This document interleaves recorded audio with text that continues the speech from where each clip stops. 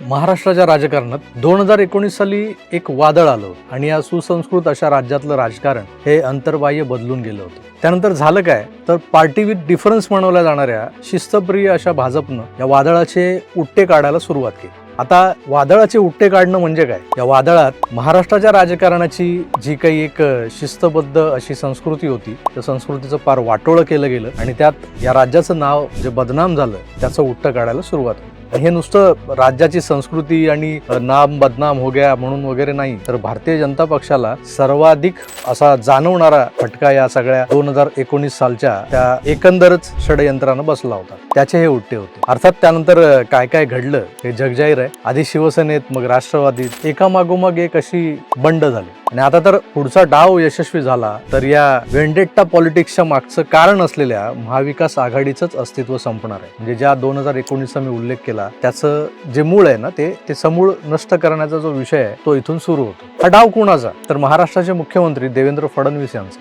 पण या डावाच्या केंद्रस्थानी आहेत ते शरद पवार. राज्यसभेच्या निवडणुकीनंतर महाराष्ट्राच्या राजकारणात जे काही घडलंय ते वरवर दिसतंय तेवढं साधं सोपं असं राजकारण नाहीये. तो आहे एक मोठा राजकीय मास्टर प्लॅन. आजच्या आपल्या या भागातून आपण समजून घेणार आहोत की भाजपचा पुढचा डाव काय. 86व्या वर्षी राज्यसभेवर जाण्यासाठी आग्रही असे शरद पवार नेमकं काय प्लॅन करत आहेत? जे ते नुसतं राज्यसभेवर जाणं हाच उद्देश आहे आणि त्याचबरोबर महाविकास आघाडीचं भवितव्य काय असणार आहे?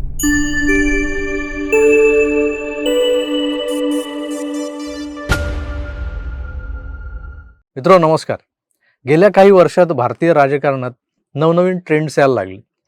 त्यातला एक ॲक्ट जो 2019ला महाराष्ट्रात घडला त्यानंतर भारतीय जनता पक्ष हा अधिक आक्रमकपणे आपलं राजकारण करायला लागलाय हे स्पष्ट दिसतंय. अनेक राजकीय विश्लेषक याबाबत बोलताना भाजपच्या राजकीय चाली व्यूहरचना याचं श्रेय देताना देवेंद्रजीबाबत बोलतात की ते फक्त या राज्याचे मुख्यमंत्री नाहीत तर ते राजकीय चेसबोर्डवरचे ग्रँड मास्टर आहेत, बुद्धिबळाचा बादशाह आहे. नुकत्याच झालेल्या राज्यसभेच्या निवडणुकीत देवेंद्रजींची एक अतिशय रोचक अशी खेळी पाहायला मिळाली आपल्याला. भाजपने अचानक एक घोषणा काय केली, जर शरद पवार राज्यसभेसाठी उभे राहिले तर भाजप 7वा उमेदवार देणार नाही. म्हणजे 7वा उमेदवार द्यायचं ठरलं होतं का आधीच? म्हणजे थोडक्यात काय तर निवडणूक बिनविरोध होईल. बाहेरून पाहताना हा निर्णय पवारांच्या वयाचा, त्यांच्या 59 वर्षांच्या संसदीय कारकिर्दीचा सन्मान वगैरे वाटत होता. पण राजकारणात प्रत्येक गोष्टीमागे एक गणित असतं. राजकीय विश्लेषक म्हणतात या निर्णयानं एक मोठा संकेत दिलाय. आज शरद पवार वयाच्या 86व्या वर्षी पुन्हा एकदा खासदार झाले, पण अनेकांना वाटतं हे शक्य झालंय ते फक्त आणि फक्त भाजपच्या अप्रत्यक्ष पाठिंब्यामुळे, सहकार्यामुळे. मग प्रश्न असा उभा राहतो की हा फक्त सन्मान होता शरद पवारांचा की भाजपची भविष्यातली राजकीय डील आहे? डील मग ते राजकारणातलं असो की शेअर बाजारातलं, त्यामागे काही ठोकताळे दडलेले असतात, बराच अभ्यास असतो, अनुभव असतो. पण राजकारण सोडलं तर शेअर बाजारातल्या डील्स या आता AI बेस्ड ॲपच्या मदतीनं सोप्या झालेल्या आहेत. आता कशा सोप्या झाल्यात ते जरा समजून घेऊया, मग पुढचं. मित्रांनो, कोट्यावधी रुपये आणि संपत्तीचा विषय आला की तेच चेहरे नजरेसमोर येतात. पण सामान्य माणसाला प्रश्न पडतो की आम्हालाही श्रीमंत व्हायचं असेल तर 9 ते 5 नोकरी करून हे साध्य होणार आहे का? तर नाही. तुम्ही अजूनही असं समजता का की नोकरी करूनच लोक कोट्याधीश बनतात? तर ही एक मोठी चूक आहे. खरं सत्य हे आहे की श्रीमंत लोक नोकरीत नाही, गुंतवणुकीतून पैसा कमावतात. स्टॉक एक्सचेंजमध्ये पैसा लावून जे लोक लाखांचे कोटी करतात. पण सामान्य माणसाची अडचण काय? कुठे गुंतवणूक करायची, कुठला स्टॉक कधी घ्यायचा, कधी विकायचा, याच प्रश्नाचं उत्तर म्हणजे मार्केट वुल्फ नावाचं एक ॲप. हे एक सेबी रजिस्टर्ड ट्रेडिंग ॲप आहे जे आज भारतात झपाट्यानं वाढतंय.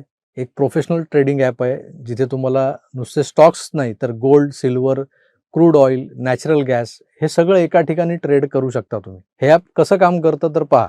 मी ॲप उघडलंय, पिन टाका आणि सुरू व्हा.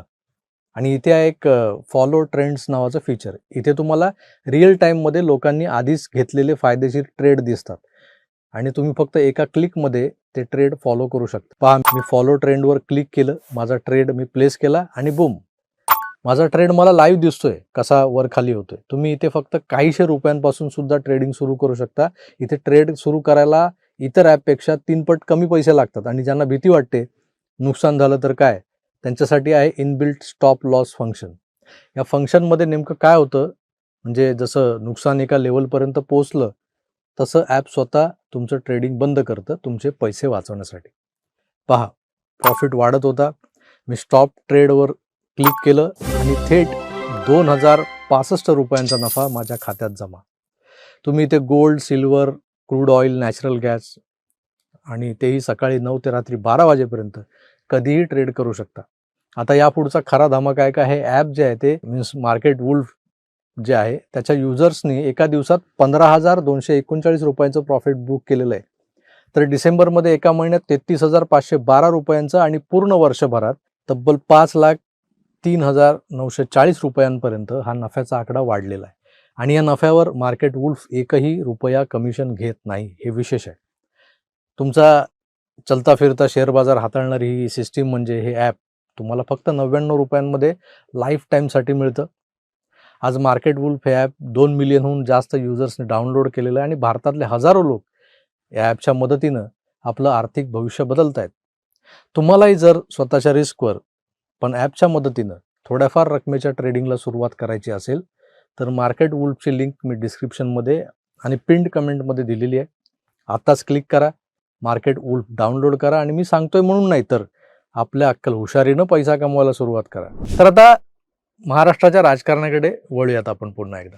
आपण ज्या समीकरणांबद्दल बोलत होतो त्या सगळ्या समीकरणात एक नाव वारंवार चर्चेत येतं, ते म्हणजे सुप्रिया सुळे यांचं. जर भविष्यात पवारांनी भाजपसोबत जाण्याचा निर्णय घेतला तर केंद्रात सुप्रिया सुळे यांना मोठं पद मिळू शकतं अशी चर्चा सुरू आहे.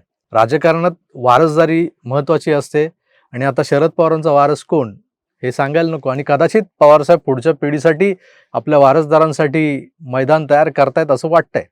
पण या सगळ्या खेळात सर्वात मोठी चिंता आहे ती राष्ट्रवादीच्या दुसऱ्या आणि तिसऱ्या फळीतल्या नेत्यांची.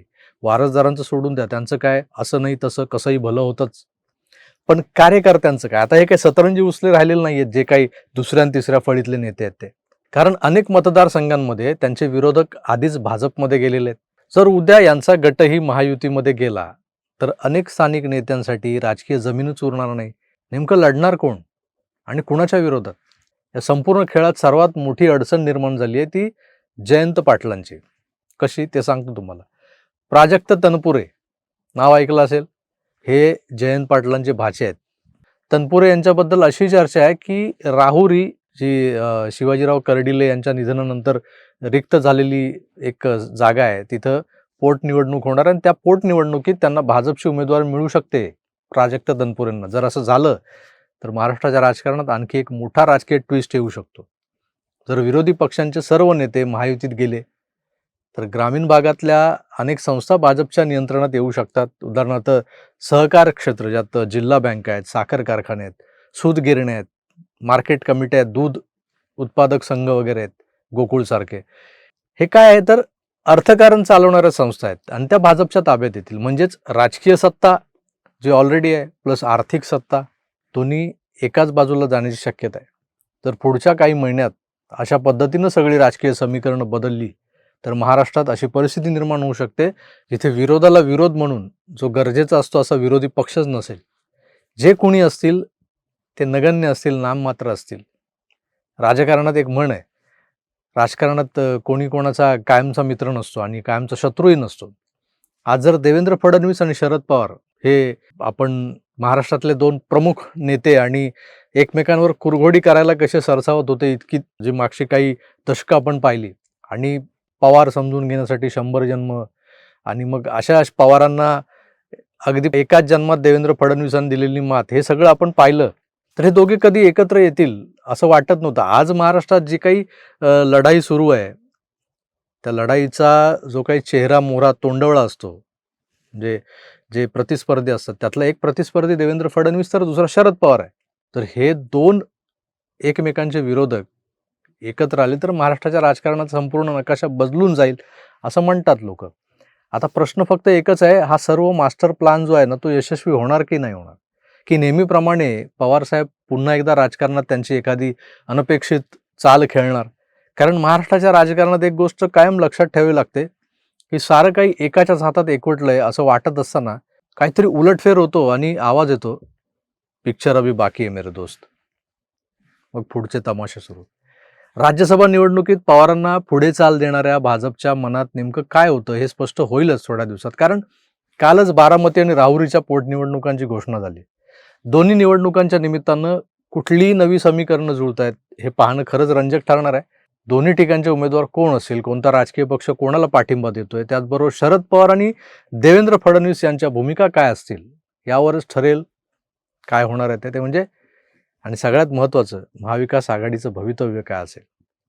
पवारांना राज्यसभेवर जाताना भाजपने केलेली मदत ही पवारांना वैयक्तिक स्वार्थ साधण्यासाठी होती, त्यांच्या वैयक्तिक स्वार्थासाठी होती, की महाविकास आघाडी संपवून त्यांनी महायुतीत येण्यासाठी हा टाकलेला डाव होता, तसं काही झालेलं डील होतं. हे त्यावेळेसच स्पष्ट होईल जेव्हा या 2 पोटनिवडणुकीत या दोन्ही नेत्यांचे स्टँड ठरतील, त्यांच्या भूमिका ठरतील. पाहूया काय होतंय. तुम्हाला काय वाटतं, शरद पवार आणि भाजप यांच्यामध्ये एखादा छुपा समझोता वगैरे झालाय का, जो यापुढे महाराष्ट्रातला विरोधी पक्षच संपवून टाकणारा असेल, की सगळ्या समझोत्यांना फाट्यावर मारून वस्तात पुन्हा डाव टाकणार आहे? कमेंट्स करून जरूर कळवा. मी तुर्तास इथेच थांबतो. पुन्हा भेटूच, तोवर आपली काळजी घ्या आणि पाहत राहा आपलं आवडतं यूट्यूब चॅनल आकार DG9. धन्यवाद. नमस्कार.